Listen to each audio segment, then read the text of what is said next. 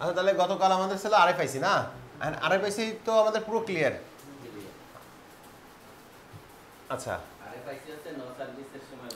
আরএফআইসি হচ্ছে কি করে, মাদারবোর্ডে কি করে ফ্রিকোয়েন্সি তৈরি করে, নেটওয়ার্ক রেডিয়েশন তৈরি করে, এরপরে কারকে নেটওয়ার্ক লাগবে সেটা করবে। একই জিনিস একই জিনিস। এখন বিষয়টা হচ্ছে কি, আমাদের আরএফআইসি যখন কাজ করবে, যখন ওর কাজ কমপ্লিট তখন নো সার্ভিস থাকবে না, তখন সার্ভিসে আসবে। ঠিক আছে, সার্ভিসে আসার পরে হবে কি ইমার্জেন্সি কল। ইমার্জেন্সি কল মানে কি জানো, সিম ছাড়াও কল যাবে। সরকারের একটা নাম্বার থাকে যেটা ইমার্জেন্সি কল, ওই নাম্বারে ডায়াল করলে অটোমেটিকলি কল যাবে, সিম ছাড়াও কল যাবে। বাংলাদেশে সিম ছাড়া কল সিস্টেম নাই, ইমার্জেন্সি কল ওইভাবে নাই, বিদেশে আছে। তা এটা হচ্ছে মূল সিস্টেম, ইমার্জেন্সি কল এই কারণে বলে। আর যখন আমরা সিম কার্ডটা লাগাই, সিম কার্ডটা লাগানোর পরে কি আসে, যে নেটওয়ার্ক আমাদের দরকার সেটাই আসে, 2G 3G 4G। আচ্ছা আমাদের আজকে ক্লাস ছিল কি, পার্ট 2। আরে ক্লিয়ার ভাবে বলেন, পার্ট 2 তে কি ছিল? আচ্ছা কি কাজ? তাহলে আমাদের আরএফআইসির কাজ তো শেষ। এখন আমাদের আজকের ক্লাস প্রথম কি ছিল, ভিডিওতে যেটা দেখা হয়েছে পার্ট 2 তে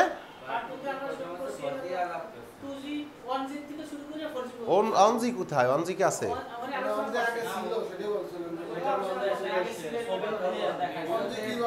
আচ্ছা আচ্ছা 2G আর হচ্ছে কি 4G 3G ছিল না, 3G তো এখন কাজ করে না, 3G এখন বাদ।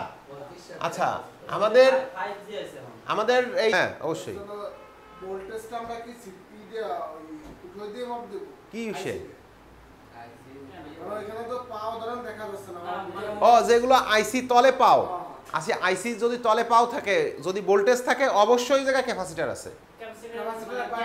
হ্যাঁ হ্যাঁ তো তাই তো একই তো জিনিস, ক্যাপাসিটর হ্যাঁ তাহলে খুলে মাপা, হ্যাঁ খুলে মাপা তাইলে সমস্যা নাই।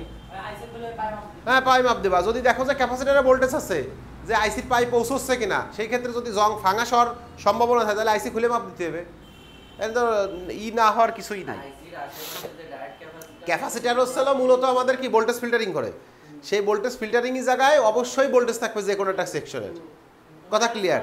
আর আমাদের স্কিমেটিক তো আমরা দেখতেই পাই, স্কিমেটিকে আমরা কি দেখতে পাই না যে আসলে ওই জায়গা কিভাবে কাজ করতেছে, হ্যাঁ কোথা থেকে কোন জায়গা ঢুকছে এটা অটোমেটিক্যালি আমরা কি দেখতে পারি। আচ্ছা গেল, এখন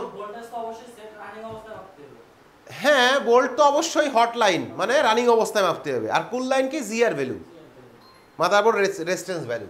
আচ্ছা তাহলে 2G এক জিনিস আর হচ্ছে কি 4G আর এক জিনিস, 3G বর্তমান নাই।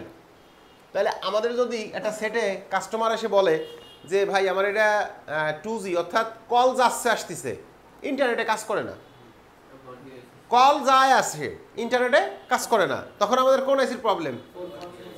4G আইসি। ঠিক আছে, তখন আমরা এই 4G আইসি চেক দেবো কিভাবে?